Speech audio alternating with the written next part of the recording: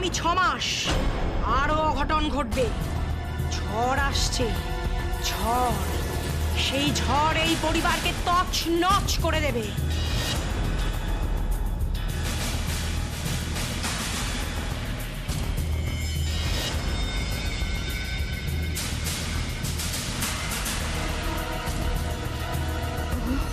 দিদি,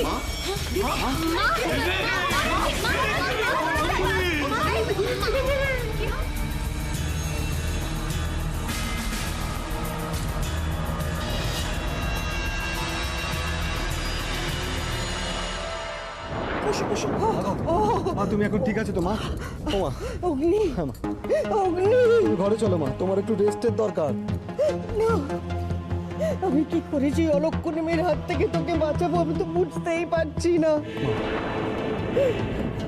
ভুল, ভুল, সব আমার ভুল। তুই আমাকে ক্ষমা করে দে বাবা। আমি যে কোন কুক্ষণে ওর সঙ্গে তোর বিয়ে ঠিক করেছিলাম কে জানে।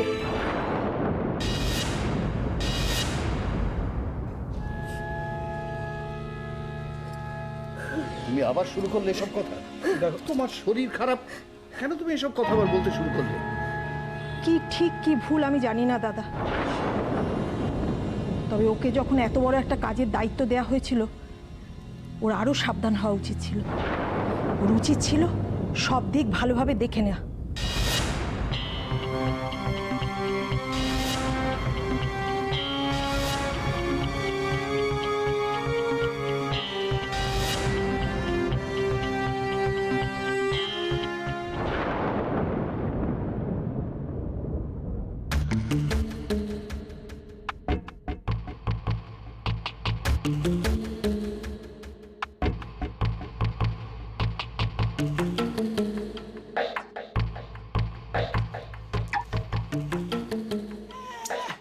নিচে সবাইকে ঘেঁটে এখানে এসে আঙুল চাটা হচ্ছে। আমাদের বৌমা না বেড়ে রেঁধেছিল, প্রত্যেকটা পদ যেন অমৃত। থাক, খাবারের সুখ্যাতি করতে হবে না। যে কেসে এসছো সে তো ঘেঁটে ঘুগনি করে রেখে দিয়েছো, এখন প্রত্যেকটা পদ অমৃত। দেখুন বাবু, এই শিবানী বাইয়ের পালা দেখে না সবাই আমার পায়ে লাট্টু খায়, আর আমার কোনো পালা 100 রজনীর কমে চলেনি। এই যে 100 রজনীর গল্পটা বন্ধ করবে, শুনে কান পচে গেছে আমার। যে কাজের জন্য এসছো সে কাজটা ঠিক করে করো দেখি।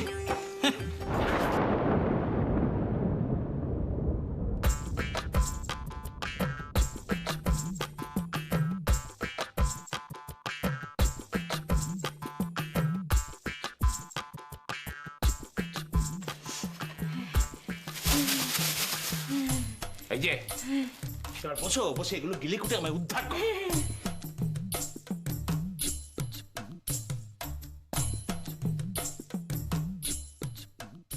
আরে পোলাও, মাংস।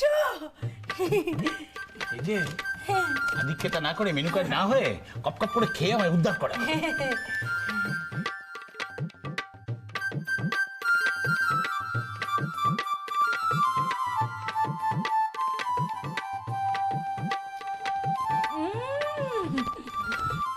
গেল গেল, ভগবান আয়ুষের কপালে যে কি বিধান লিখেছেন সেটা স্বয়ং উনিই জানেন। তবে আমার কপালে যে পোলাও কালিয়ার বিধানটি বেশ মোটা মোটা করে লিখেছেন সেটা আমি হাড়ে হাড়ে টের পাচ্ছি। সঙ্গে যদি ওই এঁচড় চিংড়িটা পাওয়া যেত না, পুরো জমে ক্ষীর হয়ে যেত। ইস, কতগুলো খাবার উল্টে ফেলে দিয়ে চলে আসতে হলো। মনটা বড় খচখচ করছে। পেটটা গজগজ গজগজ করছে না তো? খেয়ে সহ্য বলা রে বাবু, মুড়ো চিংড়ি মুখে দেখে জেলে দেবো না, গাছেরও খাবে তলারও করাবে। এই যে শোনো, শোনো পরিষ্কার করে একটা কথা শোনো, আজকে রাত্রির মধ্যেই যদি বেশ কড়া একটা বিধান না দিয়েছো আর কাল সকালে এখান থেকে শান্তিং না হয়েছে তো আমার নাম চন্দন না, বুঝেছো? কিন্তু বলছিলাম কি, কালকে আর 2 দিন থেকে গেলে হয় না? না না না, ঠিক আছে, কালকে চলে যাবো আমি, কালকে চলে যাবো।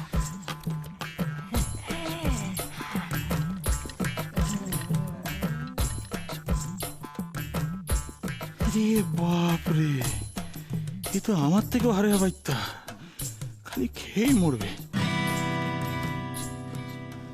তোমরা বড়রা যখন সবাই মনে করছো যে ভুলটা আমার, তখন এই ভুলের দায়টা আমি মাথা পেতে নিচ্ছি। মা, মা আপনি কিচ্ছু চিন্তা করবেন না। এই ভুলের জন্য শিবানী মা আমাকে যা শাস্তি দেবে আমি মাথা পেতে নেব মা। আয়ুষী, আয়ুষী, আমি জানি তুমি কিছু করো, তাহলে কেন এরকম? আমার নিজেরও তো নিজের কাছে পরিষ্কার থাকা উচিত, তাই না? তাই না মা?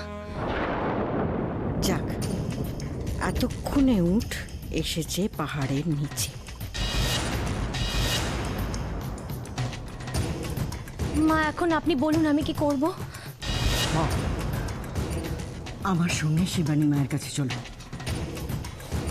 অগ্নি, মা, আমার লাঠিটা।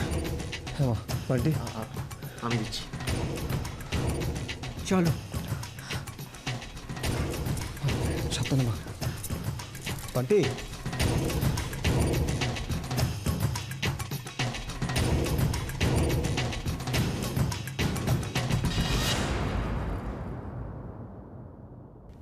খেলে যা খালি ক্যাটন দিয়েই যাচ্ছে। বলি মুখে ছাল তুলে যে এতক্ষণ বকে গেলাম, মগজে কিছু ঢুকেছে? আর আপু চিন্তা করবেন না, ওই যা বলেছেন না পুরো স্টেজে এমন মারবো ডেকে নেবেন। জামার মারছো, এখানে তো ছড়িয়ে লাট করে দিচ্ছ দেখছি। উফ, কেন কি খারাপ অভিনয়টা করলাম শুনি? মেয়েটাকে কেস খাওয়ানোর কথা ছিল, কেস খেয়ে গেছে। তাই খুব করেছ। হ্যাঁ, মেয়েটাকে কেস খাওয়ানোর কথা ছিল, কেস খেয়ে গেছে, তাতেই কি তোমার পাঠ শেষ হয়ে গেছে নাকি? আরে বাবা, এই বাড়ির মানুষদের চেনো না। যদি ধরতে পারে না, একেবারে ধার থেকে মুন্ডুটে আর চামড়া দিয়ে ডুগডুগি বাজাবে। এই মেরেছি, কি হলো ঢেকুর? এমন ঢেকুর তুলছে না, আমার বিয়েতে 8 পাতে একেবারে নেমন্তন্ন করে খাইয়েছি, খালি খেয়েই যাচ্ছে, খেয়েই। মা, দরজা খুলুন মা, দয়া করে একটি বাড়ির জন্য দরজাটা খুলুন। এগুলো এবার কি করবো? মাথায় দাও এখন। এসো এসো, পুরো ঠিক সম্মান না। আরে কোথায় যাচ্ছ? আমার পাপের শাস্তি আমি মাথা পেতে নেব। দরজা খুলুন মা। পারিস নিজে রাত খেয়ে পড়তে গেলি, তারপর আবার এরকম তাড়াতাড়ি উঠতে গেলি কেন? আমার তো এখন কি যে এখন করিয়ে গেলে।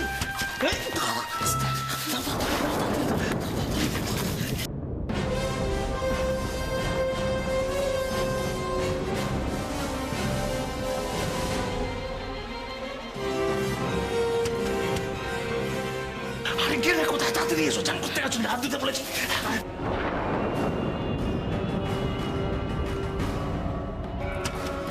দয়া করুন মা, দরজা খুলুন, দরজা খুলুন মা, আমাদের ক্ষমা করে দিন, কোনো ভুল হলে ক্ষমা করে দিন, দরজা খুলুন। মা আপনি যা শাস্তি দেবেন আমি মাথা পেতে নেব মা। মা দরজাটা তো খুলুন মা। মা আপনি যা শাস্তি দেবেন আমি মাথা পেতে নেব মা, দরজা খুলুন। দরজা খুলুন মা। মা, দরজাটা খুলুন মা।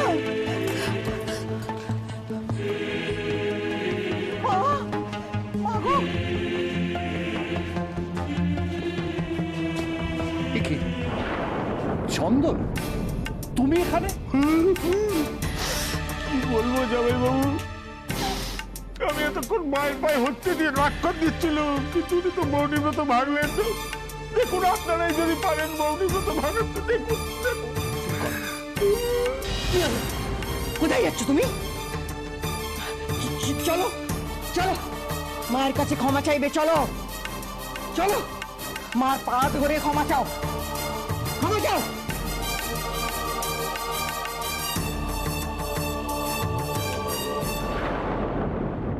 এখানে মাংসের গন্ধ আসছে কোথা থেকে? কি হচ্ছে এসব? এখানে মাংসের গন্ধ, এঁচড়ের মধ্যে চিংড়ি মাছ। অন্য কি কেউ গন্ধটা পাচ্ছে না? আমি কিছু বললে তো এখন কেউ আমার কথা শুনবেও না। কি হলো? অন্যায় করলে যে ক্ষমা চাইতে হয় তোমাকে কেউ শিখিয়ে দেয়নি? যাও, মায়ের পা ধরে ক্ষমা চাও। মা, মা আপনি যা শাস্তি দেবেন আমি মাথা পেতে নেব মা। মা আপনি শুধু একবার মুখ ফুটে বলুন আমায় কি করতে হবে, আমি সব করতে প্রস্তুত মা, আপনি খালি বলুন আমায়। আয়ুষী, তুমি এমন কিছু করোনি যে এইভাবে তোমাকে ক্ষমা চাইতে হবে। এখনো সময় আছে, নিজেকে সামলাও। কি বলছিস তুই অগ্নি? চোখের মাথা খেয়েছিস নাকি? ও ঘোর অনাচার করেছে, ওর জন্য আমার এই সংসার ছারখার হতে চলেছে। অঞ্জলি, আয়ুষীমা একটা ভুল করে ফেলেছে। আমি শিওর যে উনি নিশ্চয়ই আয়ুষীকে ক্ষমা করে দেবেন। তুমি এত উত্তেজিত হয় না তো। এই অন্যায় কোনো ক্ষমা নেই গো।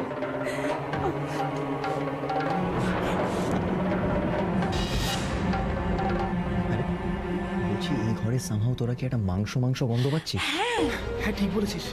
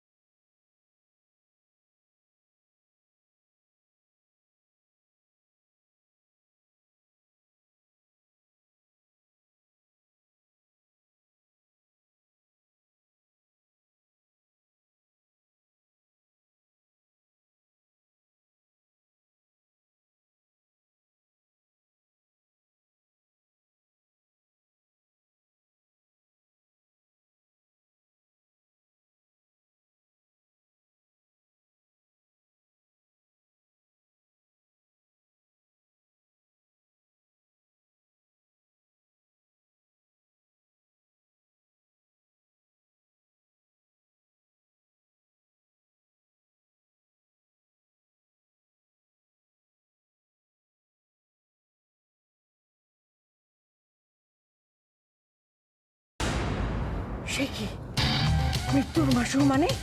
মানেটা খুব সহজ। তোর ছেলের সামনে ভয়ঙ্কর ফাড়া আছে, বিরাট ফাড়া, একেবারে মৃত্যুযোগ।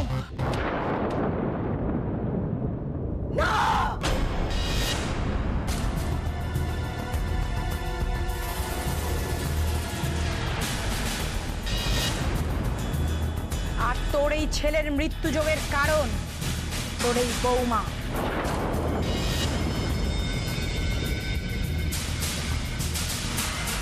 আর তোর এই ছেলের বউ যদি এক দণ্ড তোর ছেলের সঙ্গে থাকে, তবে আমি কোনো হোম যজ্ঞ করে তাকে বাঁচাতে পারবো না।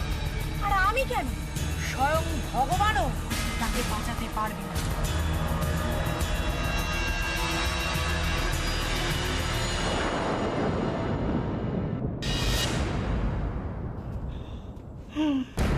দেখছেন জামাইবাবু, মন্দিরে ভট্টাচার্য মশাই তো একই বিধান দিয়েছে। আমার ভাগ্যটা কি হবে? না মা, আমার ছেলেটাকে বাঁচান আপনি। কোনো একটা বিধান দিন, একটা কোনো উপায় বাতলে দিন। উপায় একটা আছে, কিন্তু সে বড় সাধনার পথ, বড় কঠিন সংযমের পথ। তা কি তোর এই বৌমা পালন করতে পারবে? পারবে, পারবে। আপনি শুধু একবার মুখ ফুটে বলুন। আগামী 6 মাস তোর ছেলে আর ছেলের বউ পরস্পর থেকে আলাদা থাকবে।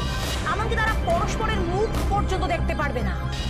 যদি মুখ দেখে তবে ঘোর অমঙ্গল। আর সেই 6 মাস ব্রহ্মচর্য ব্রত পালনের পর তোর বৌমা অক্ষয় সাবিত্রীর ব্রত পালন করবে। আর তারপর অগ্নির সাথেও যজ্ঞে একসাথে ঘৃতাহুতি দিলে তবেই তোর ছেলের প্রাণের সংকট কিছুটা হলেও কমতে পারে। না, এসব কিছু ভুল, ভুয়ো, আমি মানি না, আমি বিশ্বাস করি না। আপনি যেগুলো বললেন সেগুলো সত্যি, তার কোনো প্রমাণ আছে আপনার কাছে? মা তুমি এগুলো বিশ্বাস করো না মা। আচ্ছা ঠিক আছে, গুরুমা আসুক, উনি যদি বলেন তখন ভেবে দেখা যায়। এসব তুই কি বলছিস? আমার কথা তুমি বিশ্বাস নাও করতে পারো, কিন্তু তোমার নিজের অতীতকে তুমি অবিশ্বাস করতে পারবে কি? মনে আছে তোমার সাথে বিয়ের আগেই এই মেয়ের কুষ্টি বদল হয়ে যায়, আর অন্যের কুষ্টির জোরে এই বউ এ বাড়িতে পা রাখে। এমনকি তোমার বিয়ের দিন তোমার শ্বশুরের অ্যাক্সিডেন্ট হয়েছিল, আর সেই অ্যাক্সিডেন্টের জন্য তোমাকেই কাঠগড়ায় দাঁড় করানো হয়েছিল। সে কথা কি তুমি ভুলে গেছো? তুমি কি ভুলে গেছো বেড়াতে গিয়ে বিষাক্ত পোকার দংশনে তোমার প্রাণ সংশয় পর্যন্ত হয়েছিল? নিশ্চয়ই তুমি এসব ভুলে যাওনি অগ্নি।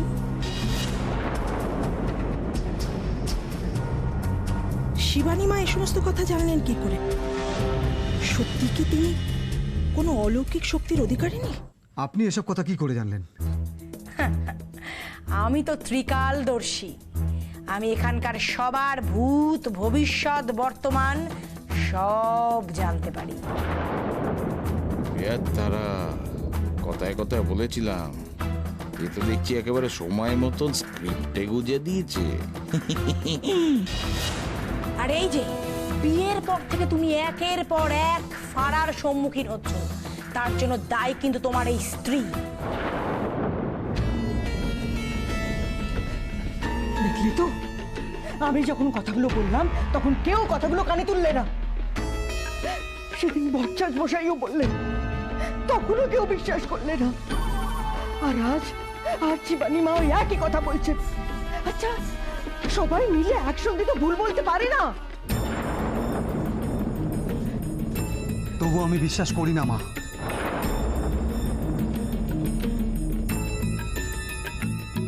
যদিও কোনোদিন আমার অ্যাক্সিডেন্ট হয়ে থাকে তার দায় আমার।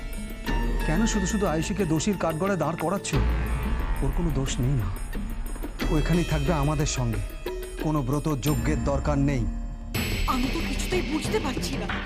আচ্ছা, এগুলো করলে যদি তোর ভাড়া কাটে তাহলে মেনে নিতে অসুবিধাটা কোথায়? মাত্র 6টা মাসের তো ব্যাপার। মা, সময়টা ইম্পর্টেন্ট নয়। আয়ুষী তো কোনো ভুল করেনি, আমি ওকে শাস্তি দিতে পারি না। ও, আয়ুষীরও একমত নাকি যে ভুল তুমি করনি, তার শাস্তি তুমি কিছুতেই পেতে পারো না, তাই তো? খুব ভালো। ব্রত করতে না চাও, করো না। তবে একটা কথা পরিষ্কার শুনে রাখো, আমার ছেলের জীবনের সঙ্গে আমি কিন্তু কোনো আপোষ করব না। তাই তুমি যদি ব্রত না করো, তাহলে অগ্নির মঙ্গলের জন্যে তোমাকে বাপের বাড়ি পাঠিয়ে দিতে আমি কিন্তু দুবার ভাববো না। মা, মা তুমি এসব কি বলছো? আমি ব্রত করব না। গুরুমার দেওয়া সমস্ত আদেশ আমি পালন করব। অবশ্যই সেটা এই বাড়ি থেকে বেরিয়ে যাওয়ার ভয় না। আমি আমার স্বামীর জন্য এই ব্রত করব। আজ তোমাদের সবার সামনে দাঁড়িয়ে আমি প্রতিজ্ঞা করছি, আমি আর অগ্নি আজ থেকে আলাদা থাকবো। না, তুমি তোমার প্রতিজ্ঞা ফিরিয়ে নাও। তোমার মঙ্গলের জন্য এটুকু প্রতিজ্ঞা যে আমাকে করতেই হবে অগ্নি। মঙ্গল? এই 6 মাসে তোমার মঙ্গলের ঘট আমি কিভাবে উল্টে দিই তুমি শুধু দেখে যাও আয়ুষী।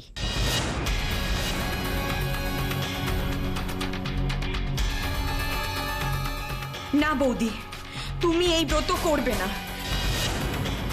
এসব তুমি কি বলছো মিঠু? আমি যা বলছি সব ঠিক বলছি।